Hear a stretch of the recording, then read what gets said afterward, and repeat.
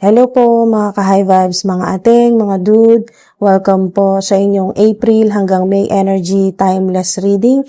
Kahit kailan mo mapanood, kung nagre-resonate sa'yo, ito ang mensahe mo. Sa reading na ito, focus po tayo sa career, money opportunities at personal growth. Pero kahit anong zodiac sign ka, kahit anong sitwasyon mo, ma-access mo pa rin ang guidance na kailangan mo.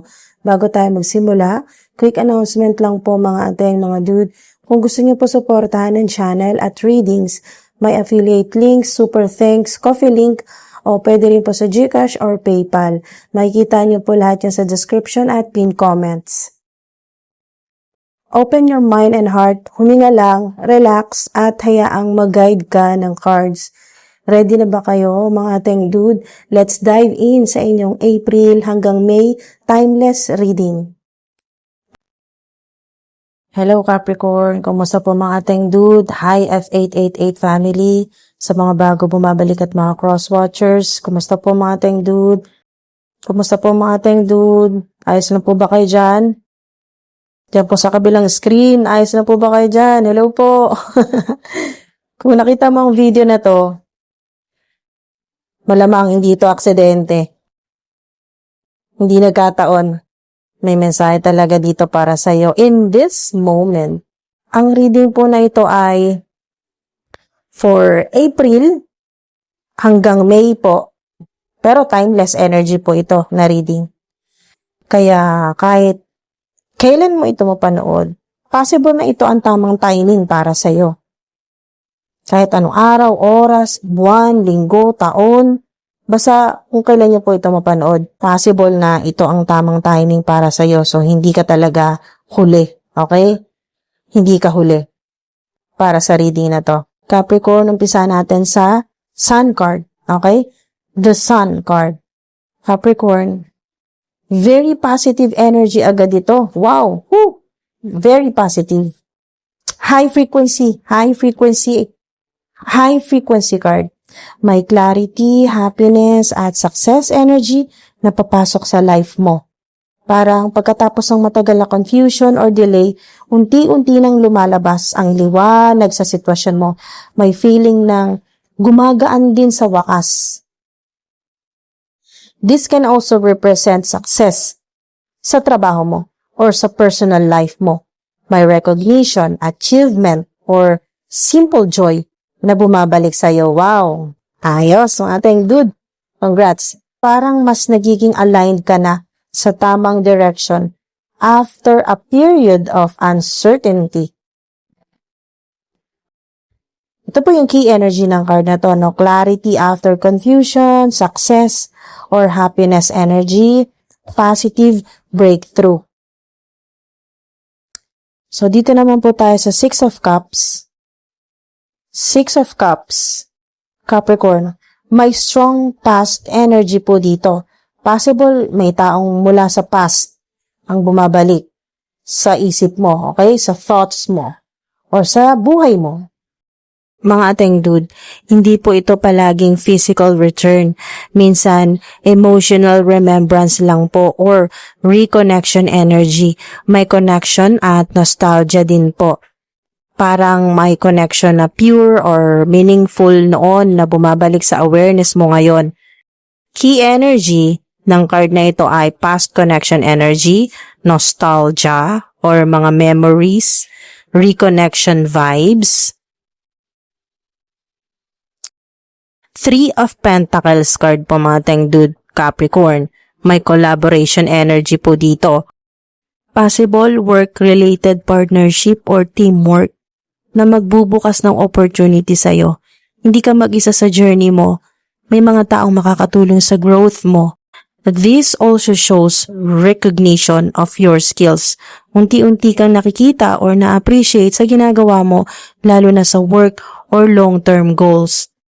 Key energy naman po ng card na ito ay teamwork, collaboration, work opportunity, recognition energy. Dito naman po tayo sa Six of Pentacles. Six of Pentacles card, Capricorn. Balance energy ito. Giving and receiving. May tulong. Okay? May suporta. Or financial flow na paparating. Possible may tao na magbibigay ng assistance or opportunity sa'yo. Kung ikaw po naman ang nagbigay noon, ngayon, ikaw naman po ang makakatanggap. Wow! Di ba? Ang galing. Balance ng energy is being restored. So, receiving blessings. Balance of give and take. May financial or emotional support. Watchtower of the South. Okay? Ito naman po yung card na Watchtower of the South. Summer Sunflower card. Summer or Sunflower card. Capricorn, very strong energy ito. Parang season of expansion at positivity. Sunflower energy means hope, warmth, at alignment sa brighter path. May stability at grounding din po dito. After challenges, mas nagiging steady ang direction mo. So, may growth season, positivity, and warmth, stability pagkatapos ng napakatinding struggle. Grabe, ang pinagdaanan po ninyo. Dito naman po tayo sa intensification card. Intensification card, may energy na lumalakas ang emotions or situation. Kung may connection ka, mas nagiging intense ang feelings or awareness. Lahat parang nag-feel deeper ngayon, no? Lumalalim. Ganun yung pakaramdam. Lumalalim ang pakaramdam. This can also mean nagiging clear na ang truth. Mas lumilinaw na. Mas lumalabas na talagang totoo. Mas hindi na pwedeng itago or i-ignore ang sitwasyon. Okay, mga teng dude. So, yung key energy ng card na to ay emotional intensity, heightened awareness, truth coming forward. Di na talaga maiwasan. Lalabas at lalabas. Okay, ang katotohanan. O yung mga sikreto. Dito naman tayo sa High Priestess card or Responsibility card. Very deep intuitive energy po ito, mga teng dude. May knowledge ka na or may nalalaman ka na pero hindi pa fully sinasabi or ina-act upon. Okay? Hindi pa talaga ginagawa ng buong buo. This also shows maturity and responsibility sa decisions. Meron din pong hidden truths dito na slowly nagre-reveal. Kailangan mo ng balance between intuition at action. Ang key energy naman po ng card na to ay intuition at awareness, hidden knowledge, responsibility sa decisions. So, dito naman po tayo sa cloak card, cloak or concealment card. Cloak or concealment card. May secrecy energy po dito. May bagay na hindi pa fully visible either from you or someone connected to you, mga teng dude. Hindi po lahat ng impormasyon ay clear pa, no? Hindi pa lahat talaga malinaw sa'yo. May emotional hiding or protection energy din po. Parang may tao na nagtatago ng tunay na nararamdaman or intention. Hidden truth, yan ang key energy ng card na to. Hidden truth, emotional secrecy. Not everything is revealed yet. Okay, so ito po yung affirmation card po ninyo. Basahin ko po, mga teng dude. Sana umabot pa po kayo dito. Napakaganda po ng affirmation card po ninyo. Pwede nyo rin po itong basahin, no? Or sabihin, or ilagay po sa note po ninyo. Basahin po ninyo. Ayan po. Pang manifest nyo na rin po. Affirmation card po ninyo, the more I attune my energy with appreciation, the more the universe will deliver. Ganda, di ba? The more I attune my energy with appreciation, the more the universe will deliver. Ito po ang reminder sa inyo, mga teng dude, na kapag aligned ka sa gratitude, mas bumubukas ang flow ng blessings. Hindi kailangan perfect ang life mo para maging grateful ka. Every appreciation you give shifts your frequency o yung vibrational energy po ninyo, nag-shift talaga yan toward receiving more abundance. Kaya talagang mas makatanggap kayo ng mas maraming blessing. Yan po, or abundance, prosperity. O kung nagmamanifest po kayo ng pera, mas maraming pera ang darating po sa inyo. Or pagkakakitaan. Love, situationship card naman po, soulmate card po ninyo. May soulmate energy po dito. Pwedeng romantic or deep emotional connection. Hindi po ito casual energy lang, kundi may emotional depth at familiarity. May sense na kilala ko na ito before or parang connected talaga kami. Pero may learning phase pa rin po bago maging fully stable ang connection. Yung katulad po ng friendship turning romantic, yung parang naging BFF muna, best friend, or naging close friend. Parang ganun po, naging talagang buddy-buddy ninyo, or dude, ganun po, no? Naging kaibigan talaga muna bago po maging romantic partner. Parang ganun po yung vibe. Ito naman po yung mga warnings. Warnings, red flags, challenges. So, kahit positive ang energy, may ilang bagay na kailangan bantayan. May hidden emotions or incomplete truth pa sa sitwasyon po ninyo. Possible may delay sa communication or clarity, kaya iwas muna sa assumptions. Okay? Posible rin po na mag-overthink po kayo. Yan po. Pero sana maiwasan, no? Overthinking. Huwag mag-assume hanggat walang confirmation. Ito po yung parang warning or reminder po sa inyo, no? Red flag. Huwag mag-assume hanggat walang confirmation. Okay. Heads up energy. Heads up. Ko lang po kayo mga ating dude. May unti-unting movement na paparating. Hindi biglaan po ito, no? Pero may clarity at connection na lalabas over time. Possible may communication, reconnection, o kaya po opportunity na unti-unting magbubukas para sa inyo. Okay, so yung vibe nito, yung energy, gradual movement, okay, clarity unfolding. Wow, thank you Lord. 'Di ba? Clarity unfolding. So good news or great news, good energy, good vibes, mga ting dude, or high frequency na mensahe. Very promising ang energy ng reading po ninyo. May happiness, stability at suporta na paparating po sa inyo. May chance ng improvement sa trabaho at emotional life. Mas nagiging balance ang flow po ng energy po ninyo. Okay? So, babalik yung stability. Pabalik na. Huwag kayong mag-alala. Stability. Yung positive connection energy. Wow. At emotional healing. Napakaganda po niyan. Baka kailangan po ng ilan po sa inyo. Emotional healing. So, yun na. Confirmation. Ito po yung sana nabutan nyo pa po ito, no? Mga teng dude, sana nandito po kayo sa part na to. Sayang din po, importante din na marinig nyo po, no? Take things slowly and observe. Huwag po magmadali sa conclusions, lalo na kung hindi pa kumpleto ang impormasyon. Focus ka sa growth mo, emotionally at financially. Mas gaganda po yung outcome kapag hindi ka reactive. Okay? Huwag kayo magmadali sa decisions. Don't rush. Focus sa sarili po ninyong growth. Huwag nyo silang pasinin. Yan nyo sila. Ano sinasabi nila sa inyo? Basta focus ka sa sarili mong growth. Wow. Lucky numbers or angel numbers po ninyo. 2, 3, 6, 9 at 11. Pwede rin po makita po ninyo paulit-ulit. 2, 2, 2, 3, 3, 3, 6, 6, 6, 9, 9, 9, 11, 11. Balance, growth, harmony, completion, awakening yan. Sa napakagandang mga numbers po niyan. Initials. C, letter D, M, R, S, at letter L. So, pwedeng tao po ito, no? Initials po ng tao. Or energy around connection. Connection po ninyo. Or sa trabaho. Okay?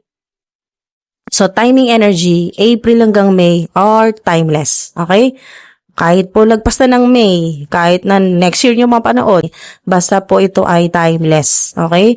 Pero kung masaktuhan nyo rin po April hanggang May, wow. So, timing energy, sa umpisa, may clarity, may happiness, no? Sa kalagitnaan, kakaroon ng reconnection, collaboration. Sa bandang dulo na po, no? Stability, magkakaroon. At decision, no? Solid na decision, malinaw na decision. Mga ting dude, iwas muna sa emotional confrontation. Lalo na po, ngayong April hanggang May, iwas po muna sa emotional confrontation. O kaya mga assumption-based actions. Yung assumption-based actions at impulsive decisions. Yung mga pabigla-bigla. Yung agad-agad na decision. Iwasan nyo po muna yan. Okay, mga teng dude. So, signs, symbols, synchronicities. In any shape or form. Makita po kayo ng araw. So, yan po ay simbolo ng success, ng happiness. Pwedeng picture, drawing, images, sa video, makita po ninyo or mabasa, marinig, sun. S-U-N, sun, araw. Sunflower, yan naman po ay growth, hope. Yung office chair or basta upuan. Okay? Chair, kahit hindi office chair. Chair or yung simpleng upuan. Okay? Teamwork naman po yan, collaboration space. Coins, makita kayo ng coins, financial flow o abundance, magkakaroon ng pera, magkakapera, makatanggap, ganyan po. Moon, intuition naman po yan, susi, opportunity naman po. Okay, sa mga interesado naman po sa part 2, mas ifo-focus po natin ang energy ng reading sa real life situation po ninyo sa part 2. Lalo na po sa money, work, career at sa love life po ninyo sa mga interesado po sa love life. Love reading naman po. Based sa lumabas na cards, may strong message dito ng pag-angat, pag-rebuild at paglabas ng hidden opportunities na hindi mo pa fully nakikita ngayon. So sa money energy, may signs ng blessings, financial flow at rewards mula po sa past effort mo. Yung mga nagawa mo noon, mga pinaghirapan mo noon, may rewards, okay? Financial flow. Possible din ng unexpected support or help from people around you. Sa trabaho naman po, sa career po ninyo, may energy ng collaboration, recognition at pag-build ng stable foundation. Parang unti-unti kang ina-align sa mas solid na path. Wow. Sa love life naman, may theme ng nostalgia, soulmate connection, emotional healing, pero may kailangan ding clarity at maturity sa decisions. So, reminder po mga tengdud, ang reading po na ito ay based sa tarot or sa oracle, collective energy. Kaya kunin nyo lang po yung tumatama po sa sitwasyon po ninyo. Iwan nyo po yung hindi nagre-resonate. So, sa mga interesado po sa part 2, kaya gusto nyo po ng part 2, kung nakaka-resonate ka sa reading na to at gusto mo pa ng mas deeper at exclusive guidance, pwede mong isupport ang channel sa pamagitan po ng pag-join sa membership. Makikita nyo po yung join button sa ilalim po ng video, katabi po or malapit po sa subscribe button sa YouTube.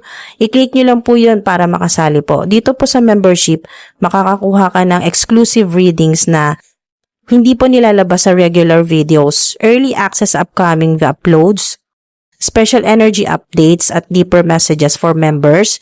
Pwede ka rin pong mag-join kahit hindi ka nakasubscribe sa channel. Magkaibang feature po ang subscribe at membership, mga tengdud. Sana hindi kayo maguluhan, no?